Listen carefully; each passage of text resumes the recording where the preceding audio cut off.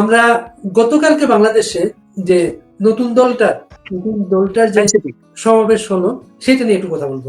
আপনি এক বছর আগে এই 3 তারিখে শহীদ মিনারে বিশাল একটা জনসমুদ্র দেখি, এবং এক বছর পরে সেই চেহারাটা আমরা দেখলাম। বারবার ঘোষণা দেওয়া হচ্ছিল, সময় পরিবর্তন করা হচ্ছিল, এবং শেষের দিকে দেখলাম যেন কাদেরকে আনা হলো, তাদের বেশভূষা অন্যরকম মনে হচ্ছিল। এটা হয়তো কেউ তাদেরকে মানে গিফট করলো আর কি, এই জনগোষ্ঠীটা। আপনি কিভাবে দেখেন জিনিসটাকে? ধন্যবাদ। দেখুন, আপনার গত এক বছর আগে 3 তারিখে আপনার হাসিনা সরকার বিরোধী আন্দোলন তখন তুঙ্গে আমাদের বিশ্ববিদ্যালয় ক্যাম্পাসে এক্সটেনশন বলতে পারেন, শহীদ মিনার প্রাঙ্গণ, সায়েন্স অ্যানেক্স যে ভবন আছে মেডিকেল কলেজের পাশে। তো সেখানে আপনার যে জনস্রোত এবং যে স্বতঃস্ফূর্ততা, একেবারে খোলামেলা বললে ডিউ রেসপেক্ট, এক বছরের মাথায় তা নাই হয়ে গেছে। আপনার বৃষ্টি স্নাত ঢাকায় শহীদ মিনারে আমরা দেখলাম পুলিশ ডগ স্কোয়াড নিয়ে হাঁটাহাঁটি করছে, নিরাপত্তা কোনো ঝুঁকি কর্তৃপক্ষ নিতে রাজি। ফলে যত রকম বিধি ব্যবস্থা সবই ছিল, কিন্তু পর্যাপ্ত সংখ্যক অ্যাক্টিভিস্ট ছিল না, এটা রিয়ালিটি। সে সত্যি আমরা দেখলাম যে ভিন্ন মতাদর্শের লোকজন তারা বিশেষ জজবা করে সমাবেশস্থলে এসেছেন। কিন্তু যদি কম্পেয়ার করে আপনার নিকটস্থ শাহবাগে যে আপনার সমাবেশটা ছিল ছাত্র দল আহত, সেখানে যে পরিমাণ জনসমাগম হয়েছে তার সঙ্গে তুলনা চলে না শহীদ মিনারের জনসমাগম। এটা পরিষ্কার, মানে পাশাপাশি একই সময়ে দুটি ভিন্ন চিত্র। আর যদি কম্পেয়ার করেন এক বছর পেছনে গিয়ে, তাহলে তো একেবারে নসিব কোনোভাবেই তুলনাযোগ্য নয়। যে পরিমাণ পরিসর, যে পরিমাণ টার্ন আউট, যে পরিমাণ স্পিরিট, বা আপনার যে সবার হৃদয় ছুঁয়ে যাওয়া যে স্পিরিট, সেটা কিন্তু একেবারেই প্রাণহীন ছিল। সেই তো জাতীয়তাবাদী ছাত্র দল একটা প্রথাগত ছাত্র সংগঠন আমাদের এখানে, এবং এই ছেলেরা নতুন দলটা এই সমাবেশে জাতীয়তাবাদী ছাত্র দলের যে নেতৃত্ব, তাদের যে জুনিয়র একটা নেতৃত্ব, নতুন একটা রাজনৈতিক দলের ইশতেহার ঘোষণা করলো এখানে এসে, এবং তারা নতুন রাজনৈতিক কথা বলেছিল, নতুন বন্দোবস্তের কথা বলেছিল। সাপোর্টের দিক দিয়ে তাদের এত কঙ্কালসার চেহারার কারণটাই আপনার কাছে যে ম্যাচুরিটির পরিচয় তারা দিয়েছে, যাদের ছাত্র দল বয়সে নবীন হলেও তারা কিন্তু গুডউইল চেষ্টা দেখিয়েছে। শহীদ মিনারে তাদের সমাবেশ করার কথা, সেটা আপনার সিপিকে তারা ছেড়ে দিয়েছে। একটা নতুন উদাহরণ তারা তৈরি করে দেখিয়ে দিতে চেয়েছে, এটা ভালো। এবং এই যে টলারেন্স, পিসফুল কোএক্সিস্টেন্স, সেটির পরিসর যত বাড়বে তত আমি বলবো গণতন্ত্র সংগত হচ্ছে। এবং শতভাগ ইনক্লুসিভ যদি করা যায়, বেস্ট। আপনার এখন যারা ক্ষমতার বাইরে আছেন, ক্ষমতা হারিয়েছেন, তাদের সমমনস্ক যে মিত্ররা আছেন, তাদের সবাইকে নিয়ে যদি আমরা এই শতফুল ফুটতে দাও এরকম একটি বাগান তৈরি করতে পারি, এবং সেটি যদি প্রফেসর ইউনূস পারতেন, তাহলে আমি তাকে সর্বাগ্রে সেলুট। কিন্তু আনফর্চুনেটলি প্রথম থেকেই আপনার সীমায়িত একটি পথ চিহ্নিত করে সেই লক্ষ্যে হাঁটবার এই যে প্যারোকিয়াল চিন্তা, এটি তার মহত্ব, তার স্ট্র্যাচার, বিশ্বব্যাপী যে সুনামের ডুগডুগি আমরা দেশ থেকে বাজিয়েছি, যদিও সারা বিশ্বে আসলে ব্যাপারটা তেমন নয়, তা সত্ত্বেও নিজ থেকে তিনি নিজেকে সীমায়িত করে ফেলেছেন। এবং পুরোনো আমলে আমরা দেশে বিদেশে যেমনটা দেখেছি দেশগুলোতে লেসপেন্সাররা ভিড় করেন, স্থাপকতার যে সংস্কৃতি সেটা তার এখানেও দৃঢ়মূল হয়ে গেছে। এবং এটি আশ্চর্য হওয়ার কিছু নেই, কারণ আপনি নিজে যখন আশ্রয় প্রশ্রয় দেন, পছন্দ করেন, আপনার শুধু প্রশংসা শুনতে চান, তাহলে তেমনটি হবে, এটি স্বাভাবিক। আপনি যদি ডেমোক্রেসিতে বিশ্বাসী হতেন, তাহলে তো আপনাকে আমরা ছাড়িয়ে বা যেতেন। আমরা তো তেমনটি প্রত্যাশা করছিলাম। আপনার প্রফেসর ইউনূস একদিনও জেল খাটেন। নেলসন ম্যান্ডেলা 27 বছর অ্যালিস আইল্যান্ডে নির্জন প্রকোষ্ঠে ছিলেন, কিন্তু বেরিয়ে এসে যেই ম্যাগনানিমিটি তিনি দেখিয়েছেন, যে উদারতা দেখিয়েছেন, দ্বিতীয় কোনো আমার নজরে এরকম দৃষ্টান্ত চোখে পড়ে। যে অ্যাপারথাইড রেজিমের কুশলীবরা যারা একেবারে ভিন্ন একটা পলিসি পার্সু করেছে, কৃষ্ণাঙ্গদের গাত্রবর্ণের কারণে অচ্ছুত বিবেচনা করেছে, সেই তাদেরকেই স্পেস করে দিয়েছেন। ট্রুথ কমিশন সেটি আরো কার্যকর ভাবে বাস্তবায়িত করেছে।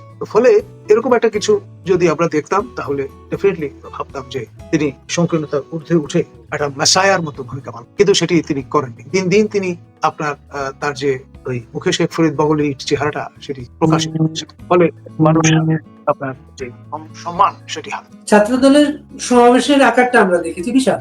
সেই সমাবেশে বক্তৃতাটা কিন্তু বিশাল নয়, সংকোচনের। মির্জা ফখরুল ইসলাম আলমগীর সেখানে বলেছেন শেখ হাসিনাকে তারা আর এই দেশে রাজনীতি করতে দেবেন না। দেখুন, মির্জা ফখরুল মহোদয় তিনি সরকার প্রধান, এটা আপনার ত্রয়োদশ সংসদ নির্বাচনের ক্ষেত্রটি প্রস্তুত করা এবং খেলবার নির্বাচনী খেলাধুলোর ময়দানটা সমতল করার দায়িত্ব সহপরিণতভাবে নিয়েছেন কিন্তু ইউনূস সরকার। তো ফলে তাকে এই বিষয়ে পরিষ্কার যে অবস্থানটি নেওয়া দরকার সেটি নিতে হবে। এখন পর্যন্ত নানান ফোরামে এক এক সময় এক এক রকম বক্তব্য তিনি রেখেছেন।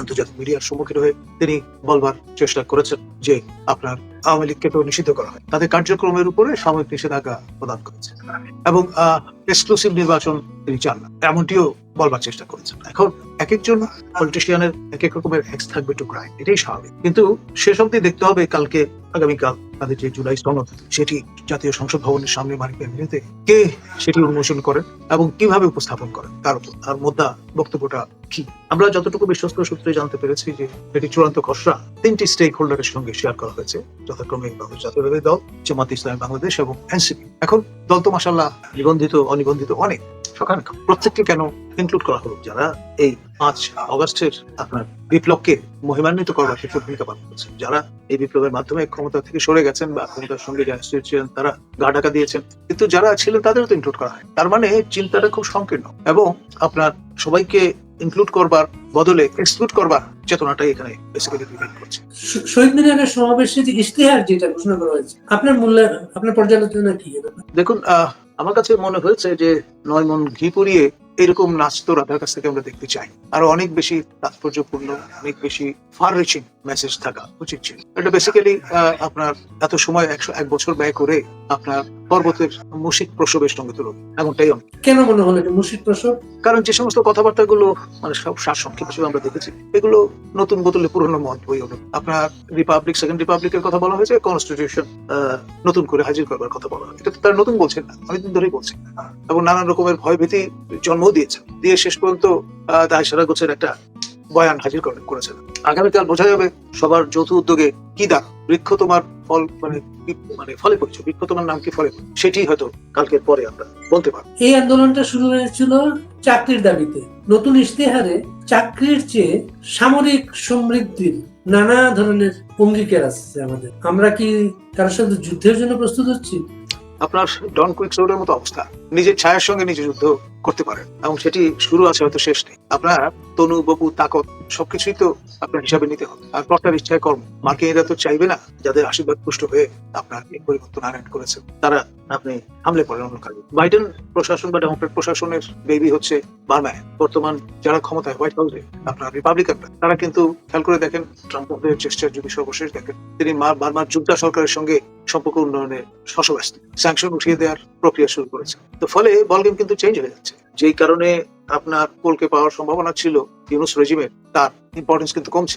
সরাসরি জান্তা সরকারের সঙ্গে যদি সম্পর্ক উন্নয়ন করতে সক্ষম হয় মার্কিন প্রশাসন, তাহলে তো তারা এই proxy non state actor Arakan আর্মির উপরে ভর করবে না, আর আপনার ফ্রন্টলাইন স্টেট হিসেবে বাংলাদেশের গুরুত্ব কিন্তু আগের মতো থাকবে। ফলে এই যে ব্যাগেজ হয়ে দাঁড়াবে রেজিম, প্রফেসর ইউনূস খলিল এবং তাদের যে লোকাল আপনার পার্টনার আদিলুর রহমান খান, রেজওয়ানা প্রমুখ।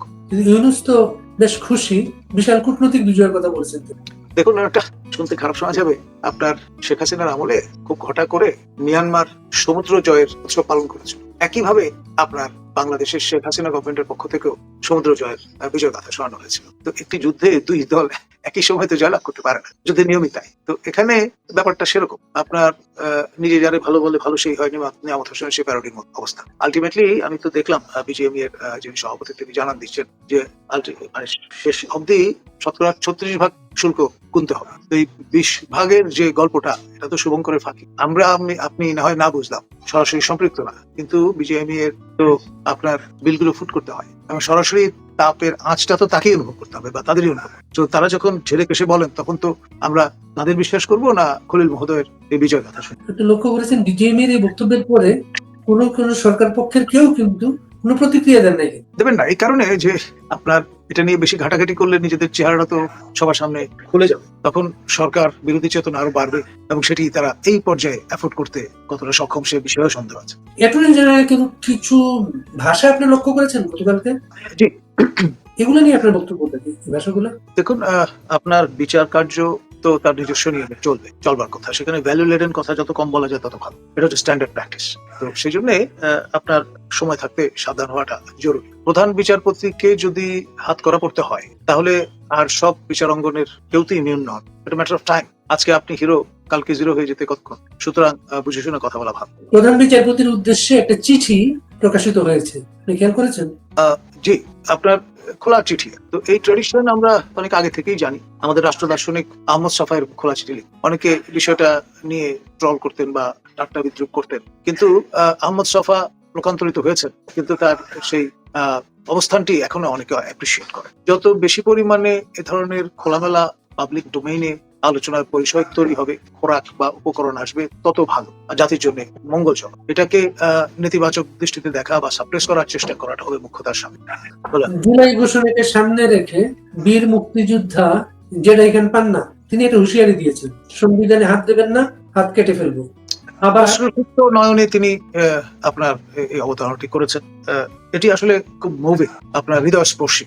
তারা ব্যয় করেছেন এই কাজে, দেশটি স্বাধীন সত্তা হিসেবে যাতে বিশ্ব মানচিত্রে স্থান পায় সেটি নিশ্চিত করবার জন্য। পরিণত বয়সে এসে যদি দেখেন যে মুক্তিযুদ্ধ যা হয় ইথায় যায়, তাহলে এই দুঃখ রাখবেন কোথায়? সে কারণেই একেবারে সুপারলেটিভ স্টাইলে তিনি তার এই হুঙ্কার প্রদান করেছেন। তিনি আরেকটা বেদনা উল্লেখ করেছেন যে যেখানে নিয়মিত জামিন পাওয়া যাচ্ছে না, সেখানে অগ্রিম জামিনের আলাপ করে কি হবে? সেটা জামিন তো একটা অধিকার মানুষের। সমস্যাটা অন্য জায়গায়, যে ট্যাগিং কালচার যেটি শুরু হয়েছে, দুটো বিষয় কিন্তু টু প্রব, এটা আমাদের পরিষ্কার করে নেওয়া ভালো। একটা হচ্ছে হামলে পড়া, যেটা আমরা বলছি মব ভায়োলেন্স, আরেকটি হচ্ছে আপনার এই ট্যাগিং কালচার। এবং ট্যাগিং কালচারটা ফার রিচিং ইমপ্লিকেশন সম্পর্কে। মবটা তাৎক্ষণিকতার উপাদান আছে এখানে, কোনোভাবে যদি আপনি ইভেট করতে পারেন তাহলে বেঁচে গেল। কিন্তু ট্যাগিং এর যে কালচারটা চালু করা হয়েছে সেটার ইম্প্যাক্ট ফার রিচিং, এবং বংশানুক্রমিক ভাবে আপনাকে হয়তো সেটি বহন করতে হবে। সেই জন্য এই যে সুচিন্তিত ভাবে তারা এই কাজগুলো করছেন, সেটার জন্য আজকে হুটহাট করে করছেন তেমন না, তারা হোমওয়ার্ক অনেকদিন ধরে করছেন। ভাষ্য মোতাবেক বিষয়টা সেরকম। তো ফলে তাদের যারা কাউন্টার পার্ট, মানে আমার প্রশ্ন যে এতদিন সরকারে ছিলেন, তারা শাসন ক্ষমতায় ছিলেন, তাদের মিত্ররা নানান রকমের বেনিফিশিয়ারি বলা যেতে পারে, তারা কেন হোমওয়ার্ক করেন? তারা আপনার থিঙ্ক ট্যাঙ্ক তৈরি করেছেন, ফর এক্সাম্পল সিআরআই, যেটা নিয়ে এই সরকারের যথেষ্ট মাথা ব্যথা হয়তো আছে, কিন্তু তারাও তো প্রফেশনালি কাজগুলো করেন। আপনার আউটসোর্সিং করেছেন গবেষণার কাজগুলো এসি নেলসনের মতো প্রতিষ্ঠান, গ্লোবাল রিপোর্ট আছে, কিন্তু তারা তো আপনার ফরমাইশি কাজ করাবেন, যেমনটা চাইবেন তেমনটি ডেলিভার করবেন। কিন্তু কার্যত এই যে স্লিপার সেলগুলো যারা সক্রিয় হয়েছে এবং আগে থেকে কাজ করছিল, এই ইউনুস সেন্টার থেকে শুরু করে, তারা যত পেশাদারিত্বের সঙ্গে আপনার হোমওয়ার্ক করেছে, তার বিপরীতে যারা কাউন্টার পার্ট ছিল তারা কিন্তু করেননি, এবং সেটা এখন পরিষ্কার হচ্ছে।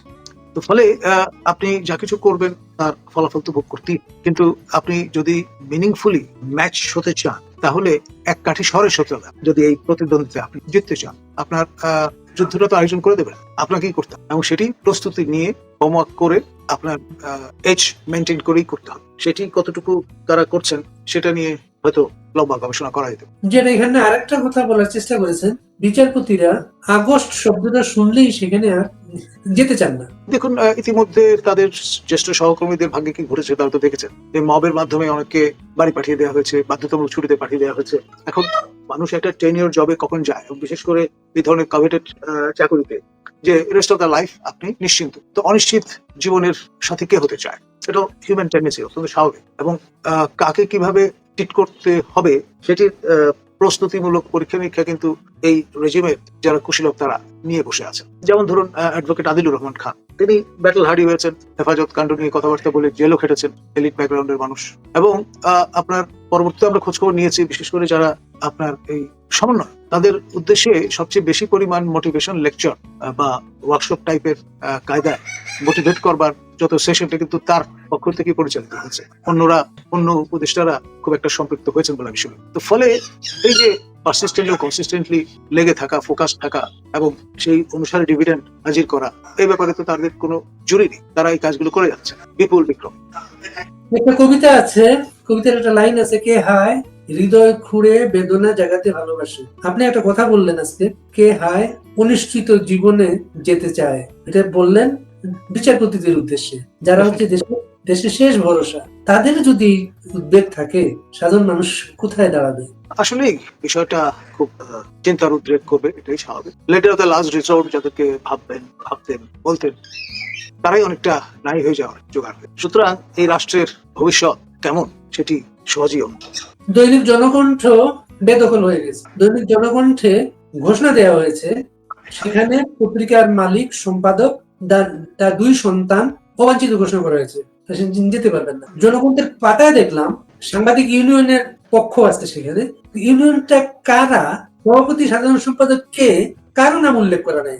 তো সম্পাদকীয় কমিটি ঘোষণা করে, সম্পাদকীয় বোর্ড, সেখানে বলা হয়েছে ইউনিয়নের প্রতিনিধি থাকবেন। ইউনিয়নের প্রতিনিধিটা কে সেইটা নাই। জনকণ্ঠ জুলাই বিপ্লবের কিছু না, জনকণ্ঠ মুক্তিযুদ্ধের পক্ষের মানুষ হিসেবে প্রতিষ্ঠিত একটা পত্রিকা, এবং জনকণ্ঠ প্রফেসর ইউনূসের বিরুদ্ধে, ইউনূস সম্পর্কে সব সময় খোলামেলা রিপোর্ট করেছে। জনকণ্ঠ দখল কে করলো, প্রফেসর ইউনূস না জামাত ইসলামী? দেখুন, আপনার ওই যে দুটি পদ্ধতি, একটি হচ্ছে মব আর একটি হচ্ছে ট্যাগিং, এই দুটোই এখানে যৌথভাবে কার্যকর করা হয়েছে।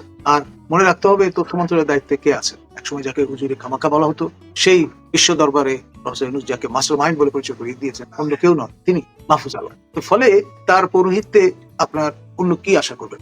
নাগরিকরা তো বিবৃতি দিতেন মাঝে মাঝে, সেই নাগরিকরা কি নিখোঁজ? দেখো, ঢাকা বিশ্ববিদ্যালয়ে আমাদের 71 জন সহকর্মী যারা নীল দলের সঙ্গে সক্রিয়, তারা একটা বিবৃতি দিয়েছে। এরপরে আমরা দেখলাম যে তাদের চাকরিচ্যুত করা হবে না এবং তাদের বিরুদ্ধে শাস্তিমূলক ব্যবস্থা নেওয়া হবে না, সেরকমের আহ্বান তাদেরই সহকর্মী যারা সাদা দল করেন তাদের পক্ষ থেকে হাজির করা হয়েছে। এখন পুরনো একটি প্রবাদ ছিল, কাক কাকের মাংস খায় না। এখন কিন্তু সেই আপনার রীতিও আর ভ্যালিড নয়, অন্তত বাংলাদেশের বিপ্লবোত্তর কোটান এই যুগে কোনো গ্রামারই আর কাজ করছে না। নতুন বন্দোবস্ত যেমন নতুন গ্রামার হয়তো তৈরি করবে। বিচারপতি নিরাপদ না, শিক্ষক নিরাপদ না, সাংবাদিক নিরাপদ না, দেশটাতে কে নিরাপদ আসলে? দেখুন, আমি তো মনে করি প্রফেসর ইউনূসও নিরাপদ, মানে কেউ নিরাপদ না। আপনি আজকে তার নিরাপত্তা প্রত্যাহার করে ফেলেন, পরের দিন কতক্ষণ তিনি সাস্টেইন করেন দেখেন। এমন একটি পরিবেশ তৈরি হয়ে গেছে যে এক ধরনের নৈরাজ্য বিরাজ করছে, সব যেটাকে অ্যানার্কিস্ট দের স্বর্গরাজ্য বলে। গতকালকে শেখ হাসিনার বিচার প্রক্রিয়ার পরে আওয়ামী লীগের মুখপাত্রদের একজন মোহাম্মদ আরাফাত একটা স্ট্যাটাসের মাধ্যমে এটা প্রত্যাখ্যান করে বলেছেন, তাদেরকে এই বিচারের কোথাও কোনো নোটিশ দেওয়া হয় নাই, তারা এই বিষয়ে অবগত নন। বিচার তো সবাই একটু আয়োজন করে যাতে একটা মানদণ্ড হয়, সবাই যাতে এটাকে সুবিচার হিসাবে চিহ্নিত করতে পারে, সে চিন্তাটা মাথায় থাকে। ইনাদের এই চিন্তাটা কেন মাথায় আসলো না? দেখুন, সাবেক মাননীয় তথ্য প্রতিমন্ত্রী এবং অনারেবল মেম্বার অফ পার্লামেন্ট আমাদের আরাফাত, তিনি কিন্তু লিগ্যাল রেশনাল একটা পার্সপেক্টিভ থেকে এই আর্গুমেন্টটা হাজির করেছেন। এরা তো তার ধার কাছে নেই। আপনার ওই যে দুটি কৌশল বা রণকৌশল, মব এবং ট্যাগিং এ যাদের আস্থা অগাধ, তারা হয়তো দেখবেন যে কাজ করে ফেলেছে, কাগজপত্রে কাউকে দিয়ে হয়তো স্বাক্ষর করিয়ে নিয়েছে, তাতে অবাক হওয়ার কিছু থাকবে না। আজকে আমাদের এই আলোচনার শুরুতে আপনার পরিচয় সবগুলো বলেছি, কিন্তু একটা পরিচয় বলি নাই, লেফটেন্যান্ট কর্নেল। সেই কথাটা বলে এই প্রসঙ্গে আসে। সেনাবাহিনীর একজন কর্মকর্তাকে গ্রেফতার করা হয়েছে এবং বলা হয়েছে তিনি আওয়ামী লীগের নেতাদের প্রশিক্ষণ দিচ্ছিলেন। সেনাবাহিনীর এই কর্মকর্তা যদি এমন দুঃসাহস দেখান, সেনা প্রধান বা সেনাবাহিনীর অন্যরা জানেন না, এটা কি বিশ্বাস করার মতো? দেখুন, এই বিষয়টা যথেষ্ট আপনার একটা কোর্ট অফ ইনকোয়ারি চলছে, বিচারাধীন বিষয়। আমাদের প্রচলিত সিভিল কোর্টে যেরকম বিচারাধীন বিষয় নিয়ে মন্তব্য করতে নেই, সাবজুডিস হয়ে যেতে পারে, সেনা আইন আরো শক্ত, এটা বলা মুশকিল। তবে আমি যেটুকু জানি বুঝি, তার শাশুড়ি তিনি একটা মর্মস্পর্শী ফেসবুক পোস্ট প্রদান করেছেন, সেটা আমি পড়েছি। তো আমার একটু খটকা লেগেছে। এবং তার শ্বশুর মহোদয় আমার পরিচিত, 2 স্টার ফরমার জেনারেল, তাকে আমি পার্টিসিপেন্ট হিসেবে ন্যাশনাল ডিফেন্স কলেজে পেয়েছি, তার সঙ্গে কথা বলেছি। তো তিনি বললেন এখানে প্রচুর মিস ইনফরমেশন আছে। এবং মজার ব্যাপার হচ্ছে পুলিশ কর্তৃপক্ষ আবার একটি জানান দিয়েছে, যেটা বলা হচ্ছিল যে মেজর সাদেক মহোদয়ের সহধর্মিণী, তিনি পুলিশের এডিশনাল এসপি। এটা ডাহা মিথ্যা কথা। পুলিশের পক্ষ থেকে অথরিটেটিভ সোর্স থেকে জানান দেওয়া হয়েছে পুলিশের সঙ্গে এই মহিলার কোনো সংশ্লিষ্টতা নেই হোয়াটসঅ্যাপ। তো এই একটি ছোট্ট উদাহরণ থেকেই আমরা অথরিটি বরাদ দিয়ে আমি বলছি, পুলিশ বলেছে যে তার কোনো সংশ্লিষ্টতা নেই। তার মানে এটা নিয়ে যত বেশি হইচই, তা কিন্তু বা সোশ্যাল মিডিয়ামে এটা নিয়ে তথ্য বেশি করে বিপণন করবার চেষ্টা করেছেন লেফটেন্যান্ট কর্নেল অবসরপ্রাপ্ত মুস্তাফিজ মহোদয়। তিনি আমার জানা মতে নিউ ইয়র্কে একটি ভবন পাহারা দেন এবং ডগ হ্যান্ডলার করে শুনেছি। আর তাকে পার্সন নন গ্রাটা, অর্থাৎ সকল সেনানিবাসীর পাশে তার প্রবেশ নিষেধে এরকমের একটি তকমা দেওয়া আছে, পিএনজি বলা হয় সংক্ষেপে। তো এরকম একটি লোক সম্পর্কে আমরা একটু খোঁজখবর নিয়েছি। ভদ্রলোক ফ্রান্স নিবাসী পিনাকি ভট্টাচার্যের মুরিদ বা লেসপেন্সার, বা তাকে তিনি মেন্টর মনে করেন। তো ন্যাচারালি এরা মিলে এই ধরনের যে ক্যাম্পেইন করছেন, এটা তাদের নিজস্ব এজেন্ডা আছে, তারা তাদের এক্স গ্রাইন্ড করছে এবং সেটি আসলে এক ধরনের অপপ্রচার, বই অন্য কিছু না, ভুল তথ্য সম্ভব, এমনটি আমার কাছে মনে হচ্ছে। এই সুযোগে আরেকটা কথা জিজ্ঞেস করি আপনাকে। আমাকে একজন তথ্যটা বলেছিলেন, কিন্তু আমি এখনো কনফার্ম করতে পারিনি বা কাউকে জিজ্ঞেস করা হয়নি, আপনি হয়তো বলতে পারেন। 5ই আগস্ট প্রধানমন্ত্রী শেখ হাসিনাকে যখন দেশের বাইরে নিয়ে যাওয়া হয় তখন হেলিকপ্টারের হেলিপ্যাডের যে ছবিটা সবাই দেখেছেন, যে ছবিটা প্রকাশিত হয়েছে, সেই ছবিটা যিনি তুলেছিলেন, বিমান বাহিনীর যে সদস্য যিনি ছবিটা তুলেছিলেন, তিনি প্রথমে এটা বিমান বাহিনীর কোন একটা ফেসবুক গ্রুপে এটা পোস্ট করেছিলেন প্রথমে। তারপর সেটা সেখানে রিমুভ করা হয় এবং সেই ব্যক্তিটাকে কোর্ট মার্শালে নাকি 8 বছরের কারাদণ্ড হয়েছে তার। ঠিক আপনি জানেন কিছু মোটেন? আমি ভাষা শুনেছি আপনার ধরুন সেনা আইন খুব শক্ত, আবার উইথ ইউর রেসপেক্ট আপনার যদি if you know the right people in the right time in the right place, সেটি সহজে হয়ে যায়। উদাহরণ আপনার ধরুন কোর্ট অফ এনকোয়ারি যদি দোষী সাব্যস্ত করে মেজর সাদিককে, তাহলে তার 7 থেকে 12 বছরের কারাদণ্ড হবে এবং সেনাবাহিনী থেকে তাকে বহিষ্কৃত, এটা নিশ্চিত। আপনার বান্দরবান ব্রিগেড কমান্ডার হিসেবে একসময় এরশাদ শাসনামলে দায়িত্ব পালন করেছেন ব্রিগেড জেনারেল সাখাওয়াত, তিনি আজকে মন্ত্রিমণ্ডলের উপদেষ্টা। এই ভদ্রলোক যখন ব্রিগেড কমান্ডার, তখন তাকে এরশাদ সরকার বরখাস্ত করা হয়েছে। সেনা নিয়ম অনুসারে আপনি বরখাস্ত হলে ব্র্যাকেটে কিন্তু বরখাস্ত লিখতে আপনি বাধ্য, অব্যাহতিপ্রাপ্ত হলে অব্যাহতিপ্রাপ্ত লিখতে হবে, আর অবসরপ্রাপ্ত হলে অবসরপ্রাপ্ত। নিজ থেকে আপনি পরিবর্তন করার কোনো সুযোগ সেখানে পাবেন। এখন আপনার সেই কেসটা যদি আপনি স্টাডি করেন, দেখবেন যে সেখানে কিন্তু পরিবর্তন হয়েছে। আপনি কোথাও দেখবেন যে আমাদের ব্রিগেড জেনারেল সাখাওয়াত বরখাস্ত লিখছেন ব্র্যাকেটে। আমি আর ডিটেইলে গেলাম না, যদি সেটি পরিবর্তিত হতে পারে অন্য ক্ষেত্রেও সেটি সম্ভব। ডিপেন্ড করবে if you know the right people in the right place in the right time, এবং রেজিমের ফরমেশনটা কেমন, মানে কারা ক্ষমতায় আছেন তার। স্যার আমরা তো একটা কাজ করতে পারি এখন থেকে, ব্রিগেডিয়ার সাখাওয়াতকে আমরা যখন বলবো লিখবো, আমরা লিখবো ব্রিগেডিয়ার বরখাস্ত সাখাওয়াত হোসেন। দেখুন তার কাছে ওই যে বলুন না, এটা ফর্মাল প্রসেসের মধ্যে দিয়ে গেছে। জেনারেল এরশাদ ক্ষমতাচ্যুত হওয়ার পরে বেগম খালেদা জিয়া ক্ষমতায় আসলেন, যেহেতু একটা অ্যান্টাগনিজম দুজনের মধ্যে ছিল, তো সেটার সুযোগ তিনি নিয়েছেন। দরখাস্ত করে বলেছেন যে আমাকে অব্যাহতিপ্রাপ্ত লেখার সুযোগ দেওয়া হোক, সেটি গ্রান্টেড হয়েছে। পরে বলছেন যে লোকজন বাঁকা চোখে তাকায়, আমাকে অবসরপ্রাপ্ত লেখার সুযোগ দেওয়া হোক, সেটিও আমিন করা হয়েছে। ফলে দায় সরকারের। আপনি সেনাবাহিনীতে আছেন, সেনাবাহিনীর ভেতরের বাইরে একটু পরিষ্কার করে বলে দেওয়া ভালো, আমি আমাদের প্রতিরক্ষা মন্ত্রণালয়ের অধীনস্থ যে বাংলাদেশ ন্যাশনাল ক্যাডেট কোর, তার সেনা শাখার আমি একজন কমিশন অফিসার, সরাসরি সেনাবাহিনীর সঙ্গে সংশ্লিষ্ট। সরাসরি সেনাবাহিনীর সংশ্লিষ্ট বলা যাবে না তাহলে? এই জন্য বলা যাবে না যে আমাদের কোর্টটা আলাদা। আপনার যেমন ভারতে আমাদের প্রতিবেশী রাজ্য, সেখানে বলা হয় এনসিসি, ন্যাশনাল ক্যাডেট কোর, সেটি কমান্ড করেন একজন লেফটেন্যান্ট জেনারেল। আমাদের এখানে আমাদের বাহিনীটি কমান্ড করেন একজন ব্রিগেডিয়ার জেনারেল, সার্ভিস অফিসার। আমরা Bangladesh national cadet corps officer, army wing. এখানে আবার 3টি উইং আছে, নৌ এবং বিমান সহ। আমাদের যে ন্যাশনাল প্যারেড হয় সেখানে প্রথমে সেনাবাহিনী প্রতিত থাকে, তারপরে নৌবাহিনী, তারপরে বিমান বাহিনী, তারপরে আমরা 3 বাহিনীর সমন্বয়, তারপরে আপনার অন্যরা থাকে, আপনার বিজিবি, তারপরে আনসার ইত্যাদি। শেখ হাসিনার একতরফা বিচার চলছে, আওয়ামী লীগকে কার্যক্রম নিষিদ্ধ রাখা হয়েছে, মানে তাকে ছাড়া ইলেকশনের প্রস্তুতি চলছে, মানে তার স্বাভাবিক কোনো রাজনৈতিক কর্মকাণ্ড পরিচালনা কোনো সুযোগ রাখা হচ্ছে না। এখন এই দলটা এত বিশাল একটা জনসমর্থন সহ একটা দল, তাকে হিসাবেই আনা হচ্ছে না। সেটা আমাদের আলিরিয়াসদের কমিটি থেকে আরম্ভ করে সেটা করছে না। সর্বশেষ মির্জা ফখরুল গতকালকে বলেছেন যে শেখ হাসিনাকে কোনোদিন আর তারা বাংলাদেশের রাজনীতি করতে দিবেন না। এই যদি হয় একটা দলের ভবিষ্যৎ তারা ঠিক করে ফেলেন, আপনি কিন্তু কয়েকদিন আগে এটা এক্সাইল গভর্নমেন্টের সম্ভাবনার কথা বলেন, সেটা কি সেই কারণে বলা? দেখুন, আমাদের প্রতিবেশী রাষ্ট্র মিয়ানমারের 2টি সরকার আছে, একটি জুনতা কেন্দ্রীয় সরকার আর একটি গভর্নমেন্ট ইন এক্সাইল। আবার একটা নন স্টেট এন্টিটিও আছে, যেমন আরাকানার, যাদের দখলে আছে রাখাইন প্রভিন্সের শতকরা 90% এলাকা। তো সেই জন্য আপনার খুব দূরে যাওয়ার প্রয়োজন নেই। এখন ধরুন সাবেক প্রধানমন্ত্রী এবং তার শীর্ষ নেতৃত্ব তারা এখন দেশের বাইরে, তারা যদি মনস্থ করেন যে তারা এরকম একটি এন্টিটি তৈরি করবেন, তাহলে কিন্তু তখন সরাসরি লেজিটিমেসি চ্যালেঞ্জের সম্মুখীন হবে। আন্তর্জাতিক সম্প্রদায়ও কিন্তু সেকেন্ড থটে চলে যেতে পারে। আমাদের রাষ্ট্রের এই সরকারের যে প্রথম সরকার বাংলাদেশে, সেটাই কিন্তু ছিল গভর্নমেন্ট ইন এক্সাইল। ভুলে গেলে চলবে না, বিস্তৃত হলে চলবে না। যে রাষ্ট্রের গোড়াপত্তন হয়েছে এটা গভর্নমেন্ট অফ এক্সাইলের মাধ্যমে, সেই দৃষ্টান্ত তো শুরুতেই রয়ে গেছে। সেই সরকারের রাষ্ট্রপতি ছিলেন বঙ্গবন্ধু শেখ মুজিবুর রহমান, তিনি যেহেতু নিজেও এক্সাইলে ছিলেন, কারাবন্দী ছিলেন, সেই জন্য অস্থায়ী রাষ্ট্রপতি হিসেবে দায়িত্ব পালন করেছেন সৈয়দ নজরুল ইসলাম। প্রধানমন্ত্রী ছিলেন তাজউদ্দিন আহমেদ, এবং সেই সরকারের আপনার পররাষ্ট্রমন্ত্রী ছিলেন খন্দকার মুশতাক আহমদ, যিনি পরবর্তীতে মহামান্য রাষ্ট্রপতি পদে অলঙ্কৃত করেছেন স্বপদে। প্রধানমন্ত্রী শেখ হাসিনা বলেছেন তিনি পদত্যাগ করেন নাই, এই পদত্যাগপত্র কেউ দেখাতে পারেননি। রাষ্ট্রপতিও বলেছেন পদত্যাগপত্রটা তিনি খুঁজেছেন, দেখতে পাননি। আপনার জ্যেষ্ঠ সাংবাদিক মন্ত্রী রহমান চৌধুরীর সঙ্গে যে আলাপচারিতা ছিল তার অনানুষ্ঠানিক, তার মধ্যে দিয়ে বিষয়টা আসলে ফোরফ্রন্টে এসেছে। তাহলে কি বলা যায় যে যার নেতৃত্বে এক্সাইল গভর্নমেন্ট হতে পারে, তিনি অলরেডি প্রাইম মিনিস্টার আছেন, তিনি রিজাইন করেন নাই বা রিজাইন করার সুযোগ পান নাই? দেখুন, একটা তাড়াহুড়ো তো ছিলই। আপনি খেয়াল করে দেখেন, আমরা যেটা ন্যারেটিভ দেখেছি যে মাত্র 45 মিনিট সময় তাকে দেওয়া হয়েছিল গুছিয়ে বের হওয়ার জন্য, এবং সেরকম একটি সময়ে আপনার এত কিছু চিন্তার তো স্পেস থাকে না। আপনার যেখানে বলা হচ্ছে যে একদল উন্মুক্ত লোক যারা আপনাকে এই গণভবনে দেখতে চায় না, তারা 45 মিনিটের মধ্যে সেখানে পৌঁছে যাবে এবং আপনার কোন অবস্থায় যত রকমের সামরিক কায়দাই কাজে লাগে না কেন এটা আটকানো যাবে না। তো সেই পরিস্থিতিতে তাকে তো কনভিন্সড হয়েই চলে যেতে হয়েছে, তাই না? তখন কোথায় প্রত্যেকপত্র কোথায় কি, এগুলো তো তার মাথায় থাকবার কথা নয়, যেখানে জীবন সংশয় অবস্থা। সেখানেও আমরা দেখেছি আমাদের সশস্ত্র বাহিনীর পক্ষ থেকে, রাষ্ট্রের পক্ষ থেকে with full protection and security তাকে কিন্তু আমাদেরই রাষ্ট্রীয় আপনার কপতে করে পার্শ্ববর্তী দেশে নিয়ে যাওয়া হয়েছে। সেখানে একটি বিমান ঘাঁটিতে তিনি দিল্লির সন্নিকটে অবতরণ করেছেন এবং সেই যে সকট বা পথটি উড়োজাহাজটি তাকে নিয়ে গিয়েছিল তার ক্রু সমেত সেটি নিরাপদে বাংলাদেশে ফিরে এসেছে।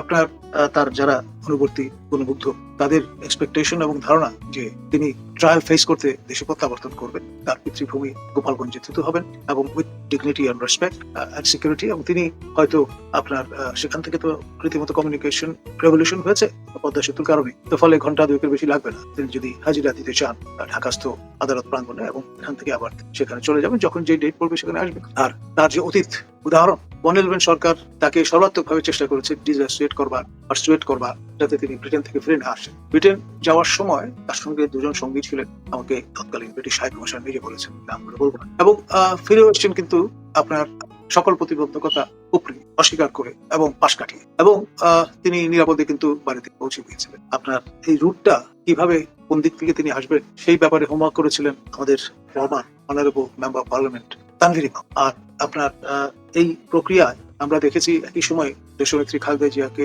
ভীষণ রকমের চাপ দেওয়া হয়েছিল তিনি যাতে দেশ ছেড়ে চলে যান, সে রিফিউজড। এবং জাতি দুই নেত্রীর কাছেই কৃতজ্ঞ থাকা উচিত, কারণ তা না হলে আপনার 111 রেজিম এখন পর্যন্ত সিন্দাবাদের দত্তের মতো কাঁধে বসে থাকতো এবং প্রফেসর ইউনুস হয়তো এই সুযোগটা সরকার প্রধান হওয়ার পেতেন না। আমার খেয়াল আছে জাল মঈনুদ্দিন, ডক্টর ফখরুদ্দিন এবং ইউনুস মহোদয় তিনজন একত্র হয়েছিলেন 111 রেজিমের একেবারে ফ্ল্যাগ এন্ডে ইনানি বেলাভন্তি সৈকতে। সেখানে তিনি বাও নিয়েছিলেন প্রফেসর ইউনুস, যেটা আমরা শোনা কথা বলেছি, যে যদি 10 বছরের জন্য তাকে দেশের শাসনভার দেওয়া হয় তাহলে তিনি বিবেচনা করবেন সরকারের দেশের দায়িত্ব দিয়ে, নতুবা নয় 1-2 বছরের জন্য তিনি এই ঝামেলায় যাবেন। এবং খেয়াল করে দেখেন আপনার 111 রেজিম শুরুর দিকে তারা চিন্তা করেছিল তাকেই প্রধান উপদেষ্টা করা হবে, এই লক্ষ্যে প্রস্তাবটি দেওয়া হয়েছিল। কিন্তু পরবর্তীতে আপনার প্রফেসর ইউনুসকে টেলিফোন করে আর পাওয়া যায়নি এবং লাভিয়া মোর্শেদও কোনো আপনার ইতিবাচক সাড়া দেননি। ফলে বাধ্য হয়ে ডক্টর ফখরুদ্দিনকে অ্যাপ্রোচ করতে হয়েছে এবং ফখরুদ্দিন সাহেব তার টিমমেট হিসেবে যাকে বেছে নিয়েছিলেন আপনার স্পোক্সম্যান হিসেবে ফাহিম মুনায়, ডেইলি স্টারের এক্সিকিউটিভ এডিটর ছিলেন, ডাক নাম টিপু। এবং তাকে যদি আপনি তুলনা করেন বর্তমানে যিনি এই দায়িত্ব পালন করছেন শফিক মোহাম্মদের সঙ্গে, তাহলে দেখবেন যে আপনার ভরা কলস বাজি কম যে প্রবাদটি আছে সেটি ফাহিম মুনায়ের জন্য প্রযোজ্য ছিল। আর পাকা থাকলে কতটা আওয়াজ হয় সেটা শফিক মোহাম্মদকে দেখে বুঝতেই পারছেন।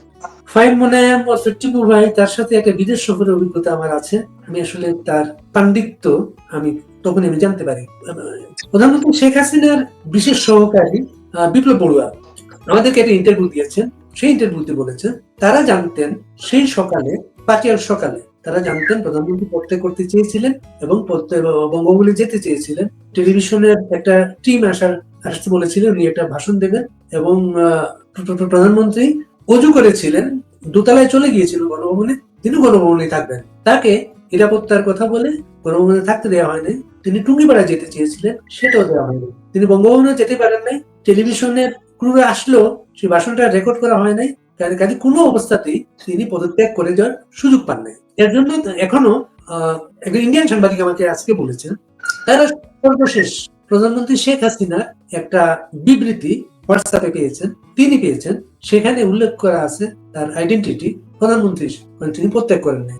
এখন ধরুন তিনি যাদের আশ্রয়ে আছেন, আতিথ্যে আছেন, ভারত সরকার কিন্তু মেনে নিয়েছে বিষয়টা এবং সেই কারণেই এই সাংবাদিক আমাকে বলেছেন তিনি ভারতে প্রধানমন্ত্রীর মর্যাদায় আছেন with full protocol and dignity. এটা ঠিক, কারণ ভারত, অনেকে আমার এই কয়েনেজ নিয়ে আপত্তি করেন, তবু আমি academic perspective, it acted as the surrogate mother for Bangladesh. Synonymous Bangla অনুবাদ সারোগেট মাদারের হবে ধাত্রী মাতা। তো ন্যাচারালি তাদের যে ঐতিহাসিক অব্লিগেশন তার অংশ হিসেবে তার হয়তো পালন করছে। আপনাকে অনেক ধন্যবাদ নাজমুল হাসান কলিমুল্লাহ। আমরা আগামীকালকের অপেক্ষায় আছি। আমরা জানি না আরেকটা মুশিক পর্বতের আরেকটা মুশিক প্রসব হবে কিনা। আমরা আবার কথা বলবো আপনার সাথে, আপনার পর্যবেক্ষণ আমরা জানতে পারবো। সেই পর্যন্ত থাকবেন। একটা বিষয় স্পষ্ট, ডক্টর ইউনূসকে নিয়ে দেশের ভেতরে যেমন সমালোচনা আছে, বাইরের মিডিয়ায় ঠিক তেমনই তাকে ঘিরে সহানুভূতির আবরণ তৈরি হয়েছে। শফিকুল আলম একজন অভিজ্ঞ সাংবাদিক ও প্রেস সচিব হিসেবে আন্তর্জাতিক মিডিয়ার সামনে যে বক্তব্য দিয়েছেন তা নিঃসন্দেহ কৌশলী, তবে প্রশ্ন হচ্ছে এই বক্তব্য আসলে কার স্বার্থ রক্ষা করছে, ডক্টর ইউনূসের নাকি রাজনৈতিক একটা বৃহৎ গেম প্ল্যানের? আওয়ামী লীগের ভবিষ্যৎ নিয়ে যে সন্দেহ বা সংকেত তিনি দিয়েছেন তা কেবল একটা মতামত হলেও সেটা খুব স্পষ্টভাবে তুলে ধরে দেশি বিদেশি শক্তিগুলো বাংলাদেশের রাজনৈতিক অস্থিরতা নিয়ে কতটা আগ্রহী। আমরা যখন দেশের অভ্যন্তরীণ রাজনৈতিক বাস্তবতা বিশ্লেষণ করি তখন বুঝতে হয় এই সব বক্তব্য শুধু ব্যক্তি নয়, পুরো রাজনৈতিক প্রেক্ষাপটকে প্রভাবিত করতে পারে। তাই দর্শক হিসেবে আপনার দায়িত্ব হচ্ছে শুধু ভিডিও না দেখে সেটার ভেতরের প্যাটার্ন, উদ্দেশ্য এবং ব্যাকরণটা বুঝে না। শেখ হাসিনার সরকার যদি ভুল করে সেটা সমালোচনা হতে পারে, কিন্তু যদি কেউ পরিকল্পিতভাবে দেশের ভাবমূর্তি ক্ষতিগ্রস্ত করার উদ্দেশ্যে কথা বলেন সেটাও চিন্তার বিষয়। সবশেষে বলবো, সমালোচনা হোক ন্যায্য, বিশ্লেষণ হোক তথ্যভিত্তিক এবং সিদ্ধান্ত আপনার। এই ভিডিওটা দেখে একটা জিনিস পরিষ্কার, ডক্টর ইউনূসকে ঘিরে দেশ বিদেশে আলাদা এক রাজনীতি তৈরি হয়েছে, আর সেই রাজনীতিরই প্রতিচ্ছবি আমরা দেখলাম তার প্রেস সচিব শফিকুল আলমের কথায়। ভারতের মিডিয়ায় তিনি যে বক্তব্য দিয়েছেন তা নিঃসন্দেহ সাবলীল, তবে প্রশ্ন হচ্ছে সেটি ছিল একটি ব্যক্তিগত মত নাকি আন্তর্জাতিক প্রভাব তৈরির কৌশল। যখন তিনি বলেন আওয়ামী লীগের ভবিষ্যৎ নিয়ে প্রশ্ন উঠেছে, তখন সেটি শুধু একটি বিশ্লেষণ না, বরং সেটি হতে পারে একটা প্রচ্ছন্ন রাজনৈতিক বার্তা। মনে রাখতে হবে, দেশের রাজনীতিতে মত প্রকাশের স্বাধীনতা আছে, কিন্তু সেই মত যদি কোনো নির্দিষ্ট শক্তির পক্ষে প্রোপাগান্ডা হয়ে দাঁড়ায় তখন প্রশ্ন তুলতেই হয় এই বক্তব্যের সময় ভাষা এবং উদ্দেশ্য কি কাকতালীয়। শেখ হাসিনার সরকার নিঃসন্দেহ বিতর্কের ঊর্ধ্বে নয়, কিন্তু আন্তর্জাতিক প্রচার কিংবা কথিত গণতন্ত্র সংকট দেখানোর নামে কোনো ব্যক্তি বা গোষ্ঠী যদি রাজনীতিকে অস্থির করে তোলে তাহলে সেটাও জনগণের জন্য বিপজ্জনক। বিশ্লেষণ করুন, ভাবুন, প্রশ্ন তুলুন, তবে গুজব নয়, তথ্যের উপর দাঁড়িয়ে সিদ্ধান্ত নিন, কারণ এই দেশ আমাদের সকলের। তো আজকে এই পর্যন্তই, কিন্তু প্রশ্নগুলো এখানেই শেষ নয়। এই দেশ, এই রাজনীতি, এটা আমাদের সবার। আপনি, আমি, আমরা সবাই মিলে গড়ে তুলব সচেতনতার একটা মঞ্চ। আপনার ভাবনা, আপনার চিন্তা এবং আপনার মতামত আমাদের দরকার। তাই কমেন্টে লিখে জানান এই মুহূর্তে আপনি কি ভাবছেন এবং আপনি কোন দিকে তাকাচ্ছেন। রিপাবলিক অ্যান্ড পলিটিক্স কেবল খবর বা বক্তব্যের জায়গা নয়, এটা একটা ভিন্ন মতের প্ল্যাটফর্ম। এখানে প্রশ্ন করার সাহস আছে, সত্যের পেছনে ছুটে চলার স্পর্ধা আছে। চ্যানেলটি ভালো লাগলে অবশ্যই সাবস্ক্রাইব করে পাশে থাকুন, কারণ একটা ক্লিকেই হতে পারে হাজারো অন্ধকার ভেদ করে আলো খোঁজা শুরু। ফিরছি পরের পর্বে আরও খোলামেলা বিশ্লেষণ নিয়ে। সে পর্যন্ত সবাই ভালো থাকুন, সুস্থ থাকুন। আল্লাহ হাফেজ।